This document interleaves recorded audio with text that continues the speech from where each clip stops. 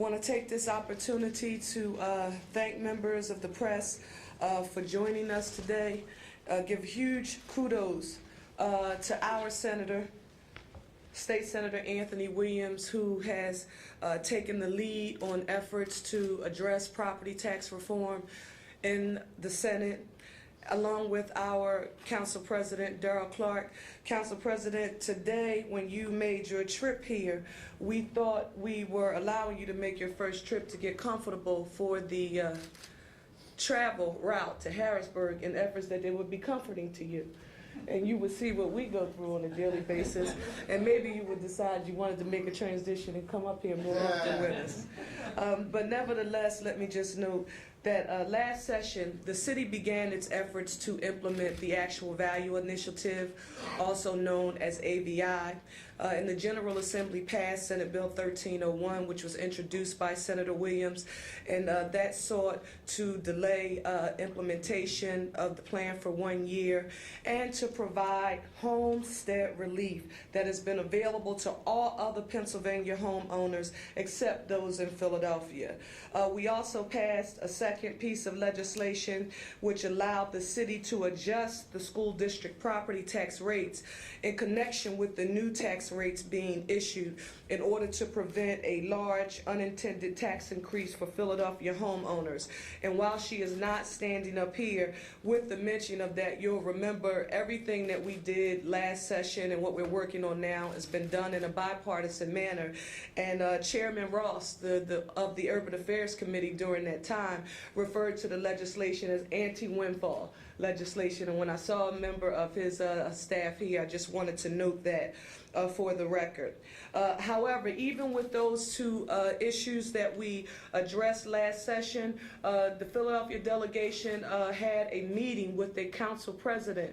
And during that time, the council president laid out for us several issues that needed to be addressed that could further assist the city of Philadelphia and its residents in helping to deal with the unintended consequences or negative impacts that this tax transition would have on actual citizens. And I'm proud today to stand before you along with members of my delegation, and once all of the pieces of legislation have been introduced, we'll introduce all of them. But we're now going to talk about our package for you, and the package consists of 4 bills. The first is tax delinquency. Second is a constitutional amendment authorizing tax rates on 2 classes of property, commercial and residential. The third is the periodic installment payment option plan. And the final is relief for long-term owner occupants. I will serve as the sponsor for the first piece of legislation. We will then hear from Rep. Brownlee, Rep. McGeehan, and Rep. O'Brien. The first bill is the bill that will provide the city of Philadelphia with the additional authority to collect delinquent taxes. According to data that we've received from the Department of Revenue, which is pretty shocking to me, almost 100,000 Philadelphia properties are tax delinquent, which is about 1 in every 6 parcels they have outstanding tax bills. And if we looked at the Pew study that was recently issued, it noted that Philadelphia has a higher delinquency rate than any big city in the country. Even more displeasing is the fact that the City Revenue Department notes that Philadelphia is owed roughly $279 million in delinquent property taxes. Philadelphia needs additional tools to effectively collect these delinquent property taxes from speculators who own vacant, blighted, delinquent properties, and from investors who purchase these properties. They rent the properties, but then they fail to pay their property taxes. Simply putting a lien on a specific property that is delinquent, it has not been sufficient to cause payments to be made. The city needs a lien to be placed on all property owners' real estate located within the Commonwealth. Then, when the property owner attempts to sell any of his or her property located within the Commonwealth, the lien must be satisfied. The next people we will hear from are Brownlee, McGeehan, O'Brien, in that order. Good morning. I'd like to thank my chairperson, Cherelle Parker, for her vision. I'd like to thank the council president, the senator, and all my colleagues who are standing here with us. for these reform measures. As the City of Philadelphia moves forward with tax reform measures, we as state lawmakers feel that it is critical to lean forward and help mitigate any spike in residential property taxes where benefits of the actual value initiative would be minimal, but the sacrifice is high. In keeping with that mission, we're calling for a simple constitutional amendment that allows for first-class counties to create separate commercial and residential property tax classifications. As a delegation, we are hopeful that Mayor Nutter's plan will work as well as he says it will. However, we also recognize that there can be unforeseen circumstances when enacting such sweeping reform.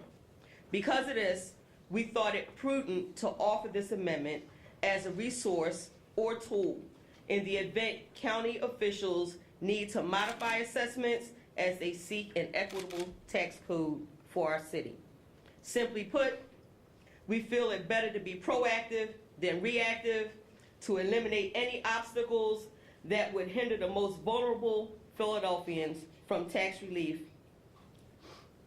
and equities that would certainly arise. And I thank you. Good morning. I want to echo Representative Brownlee's lauding of Senator Williams for his efforts in shepherding these pieces of legislation through the Senate. I want to particularly commend Council President Darrell, Clarke, who made the trip from Philadelphia. We had a number of conversations during the battle on the House floor, and I'm grateful to him for following through. Many times what is said privately is never makes it to the public arena. So I want to publicly acknowledge your commitment to see that these reforms are shepherded through the legislature. And last but certainly not leastly, our delegation chairwoman. You know, we're a big city with disparate constituencies and concerns, and I don't think anybody could have brought us together in a more unified way than our chairperson. So I want to acknowledge your efforts. What my piece of legislation, with the help of my colleagues, would do would allow people, it sounds simple, it would allow people to make installment plans on their yearly real estate tax bills. Right now, citizens of Philadelphia get a yearly bill, particularly those who own their houses outright, and 40% of the population in Philadelphia owns their homes outright. They can't pay in installments. What happens, and what has happened over the decades, is people get too far behind and become delinquent. This initiative would allow people to pay their real estate bills in installments, and thereby making it obviously easier financially on individuals, but second of all, and just as importantly, stop the cycle of tax delinquencies. It's as simple as that. It sounds simple, but it's profound in the reforms that it'll make to the citizens of Philadelphia. So I want to thank my colleagues and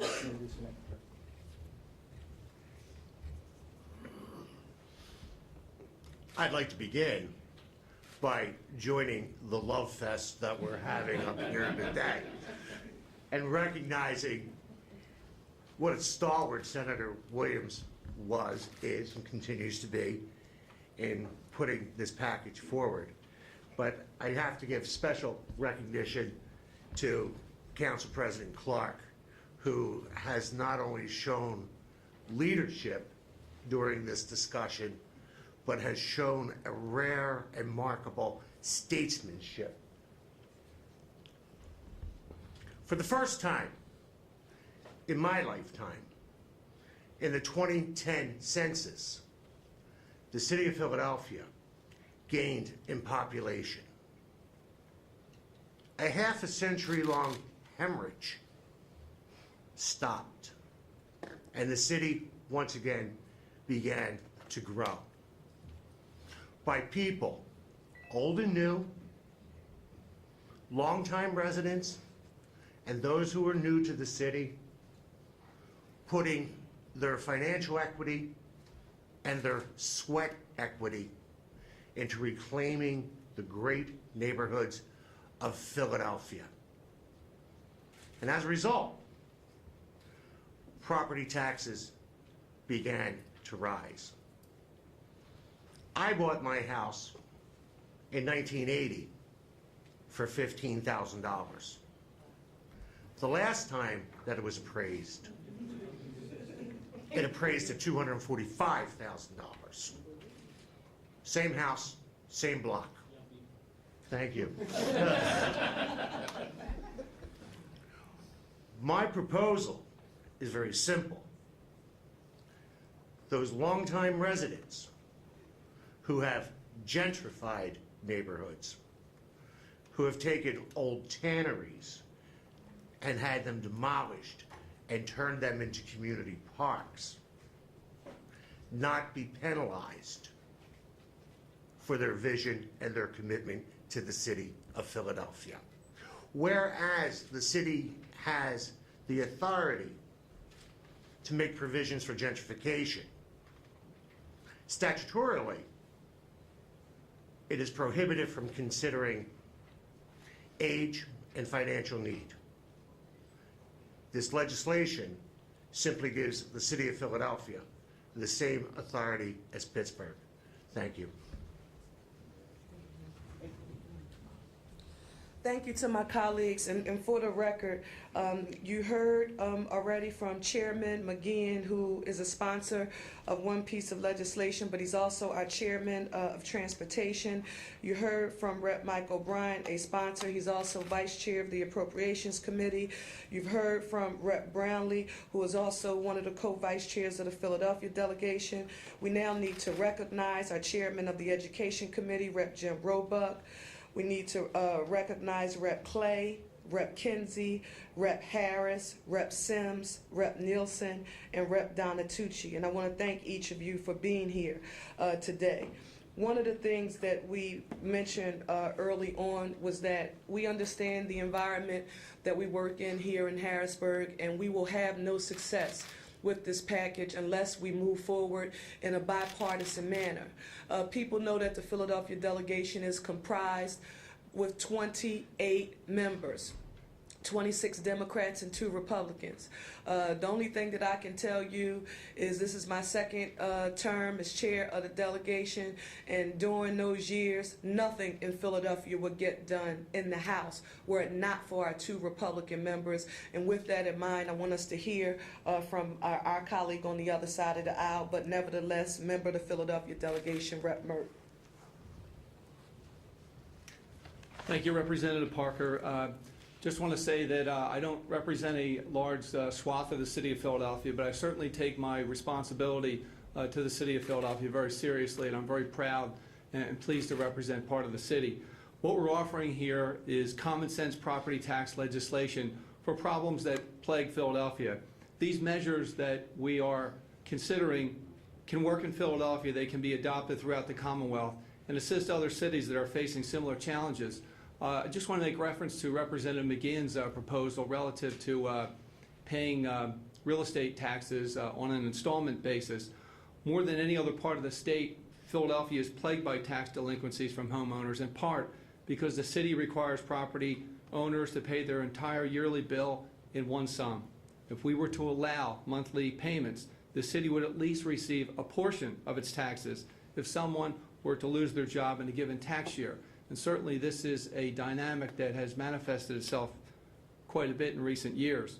In addition, monthly payments would better help people budget and decrease the number of defaults. And I certainly don't see how this legislation could be opposed by anyone. So just want to state my advocacy for this legislation. I certainly will be working hard with the members of the Republican caucus to move this legislative package through. Thank you very much. And I know one of my colleagues mentioned earlier that we were having a little bit of a love fest this morning.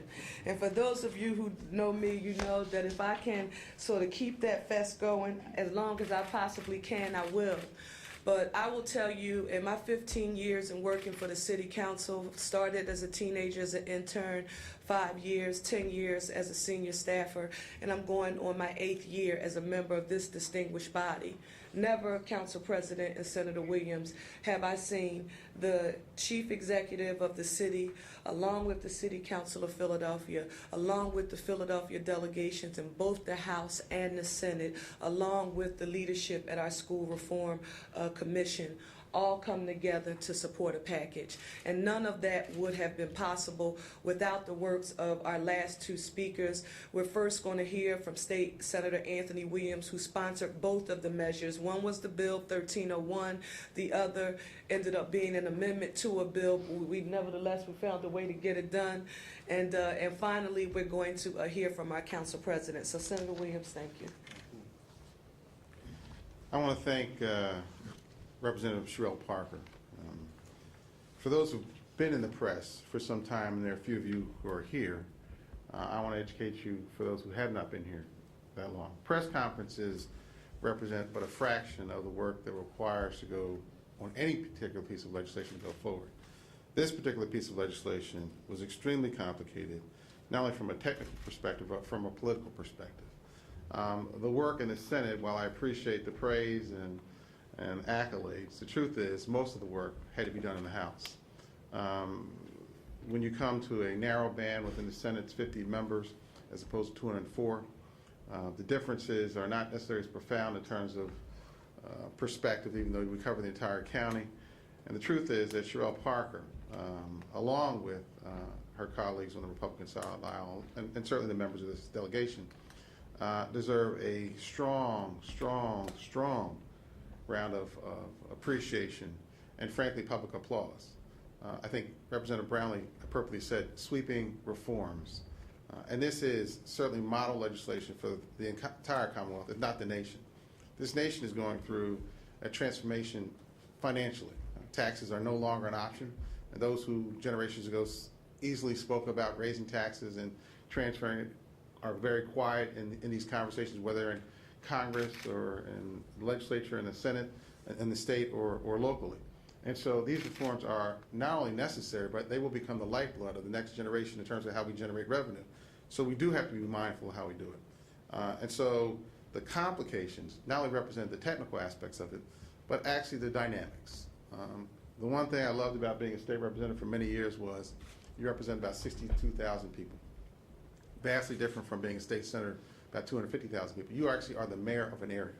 That means you feel the pain, the joys, and the happiness. And you certainly recognize that it's not just a constituent who lives in a particular piece of property who may be a veteran of 90-odd years or 80-odd years or 70-odd years. They've owned that property since they were in their 20s, raised their family in it, and now on a fixed income and may be compromised by increasing property taxes. That reality not only becomes shocking, but frankly, in many cases, can actually become startling. And there are many members of this delegation who had to take on this responsibility, knowing full well that they had constituents who didn't understand the larger conversation about spreading the issue of tax reform, but actually felt it on an individual basis. That is very profound, not just as an elected official, but as a state representative. When you are on the ground and you know these people household by household, it is very hard to come to Harrisburg and craft a reform that makes sense and not recognize the reality of what may happen to a particular constituent. That's why the amendments, if you will, to this particular bill, these legislative ideas that will advance the reforms, are very significant and, frankly, very well thought out. I think Mike McGeehan said it best: simple but profound. The consequences will live with us for a long time. I, as a person who did shepherd it through the House, talked to the Council President quite frequently, had several meetings, met hours with Legislative Leader Cherelle Parker and other members. I want you to understand something. I'm embracing these concepts, and if it's their desire, we'll introduce companion legislation in the Senate. I want it to be understood that to do this requires ground, compromise, and calmer minds on everyone involved. And while many of us may think we have the best and perfect idea, that is only met by principled thought and compromise to advance these ideas. And so I think that it is important that we have this press conference, not simply because we're talking about new ideas and additional ideas. It's because it's representing Philadelphia in its best and finest moment. And that is thoughtful consideration for every citizen as well as the greater good for all the county. And so I really am almost speechless in that regard. but grateful for the work that the House members have done and continue to do, and we will meet it with every effort of moving that forward. I will meet with Senator Pileggi. I will meet with Senator Scarnati. I will make it clear that I'm supportive of this legislation, and I'm also clear that while the mayor may not be here today, as many times as his phone rang when we were trying to move it forward, the opposite will be true on my end to his office to make sure he understands that these are not just ideas that we think should happen, but they are concepts which represent the best and good and, frankly, fairness of all Philadelphians. Thank you. The man of the hour, gang. Council President Darrell Clarke, thank you, thank you. We want to hear from you, Thank you so much, Rep. Good morning. I'm excited. I'd like to talk about, but if I could take a step back to a point in time early last year where I think in an unprecedented way that the General Assembly, both the House and Senate, had conversations early on. We met in the convention center, remember that? And we said something good is going to come out of this relationship, and it did. The reality is my ability, although I've been an elected official for more than 10 years now, 12 years, I never talked to Tony that much, as an elected official. I just kind of saw him at events, and similarly, Cherelle, once she left city council, really never interacted. But as a result of that early conversation, we talked, all of us, one-on-ones, phone calls, in the midst of crafting legislation. Well, Darrell, I'll talk to you, right? Because I like you, I trust you, it's on you. I mean, that's the kind of conversation that you have to have during the course of, deliberation and pulling together some very controversial legislation. So I just want to say that relationship that we have formed over the last year is awesome. As I said, it was unprecedented. I feel real good about the relationship, both from a work perspective, but more importantly, from a personal perspective, because although I knew you guys, I really know you guys now. And I just want to say that I feel so good about working with all of you so much, and the leadership that's been exhibited on the House and the Senate side has been unprecedented also, so thank you so much for that. With respect to what we're talking about today, I always like to compare things that we do in our work life with things that happen in your real life, so I'm talking about being able to have some things to accomplish a goal. So I think about my grandson. I always bring my grandson into the conversation because it's a very important individual to me. And during the course of the leading up to the Christmas holiday, he said, Pop, I want some tools.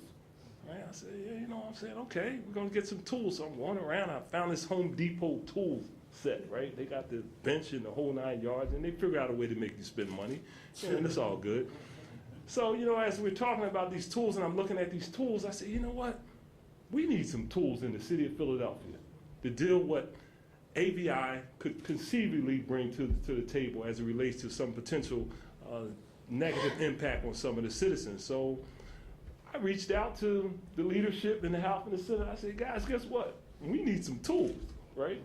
Right? So if my grandson could ask for tools, then I could ask for tools.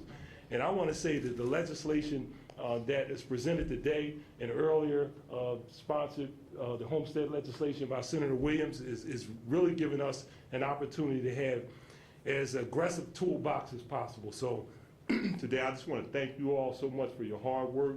Look forward to continuing that conversation, being able to target support for those individuals that are in need while we reform our property tax system, the possibility of a state constitutional amendment that will allow us to really reform our tax system. Having the support of the business community for that type of flexibility is pretty awesome. So I just want to say to you all today, this is extremely helpful. I thank all of you so much for your support, for the individuals that we represent jointly, because we all represent the same people. And this will put us in a position to really move our city forward. So today I want to thank all of you so much for your support. Thank you so much. And I'm going to ask the Council President, Senator Williams, to stay with us because during our question and answer period, and all of the sponsors and, of course, all of the members. But let me just say to those members of the press who I had an opportunity to speak with yesterday, the sort of $100 million question that you all asked were, are all members of the Philadelphia delegation going to be supporting all 4 pieces of this package? And as I talked with the sponsors yesterday, Rep. McGeehan, Rep. O'Brien, and Rep. Brownlee, our message is that we hope we get 100%. We know there are 28 members, and we're going to do our best to ask everyone to co-sponsor it. We will be holding hearings in Rep. O'Brien's district on January the 29th at the Constitution Center at 2 p.m. January 29th, 2 p.m. at the Constitution Center. We'll be asking Senator Williams to come and testify, Council President Clarke, the administration, the Pew, members from the several residential associations in Philadelphia, along with the chamber, so that while our bills are going through the process, we will actually have some actual testimony that members of the committees that are going to be sort of deliberating on these issues, that they will have some information actually on the record from the administration, the council president's office, along with the business community, which was something that was much sought after during our last session. Next, let me just note for the record that Mayor Nutter has communicated to us that he is in full support of this package of legislation. The city just had several initiatives that it was working on today, and unfortunately he could not be with us, but his staff has communicated their 100% support for this package, and with that I am pleased. And as I communicated to the press yesterday, we have the hearing on the 29th. We sent out the co-sponsorship memo yesterday. We will officially introduce the bill early next week before our hearing. Once we have introduced it, I will send the list of co-sponsors to all of the press that asked for it, because you wanted to know who was on or who was off, and so I'm going to follow your lead there and make sure that you get that. If you all have any questions for us, we are available. I like it. Thank you so much. I'm sorry, go ahead. That's okay. I was trying to get a sense of whether there's any commitment from leadership in both of the chambers to actually bring these bills up for a debate. Well, I think Senator Williams. Yeah, so in the Senate side, there's always been a commitment to move the reforms possible, as long as we have this kind of coalition, including the mayor. They're committed to helping us help ourselves, because the last thing they want to do is have the state have to show up with more money for Philadelphia County. So if we can find our own ways to fix our own problems, they'll be committed.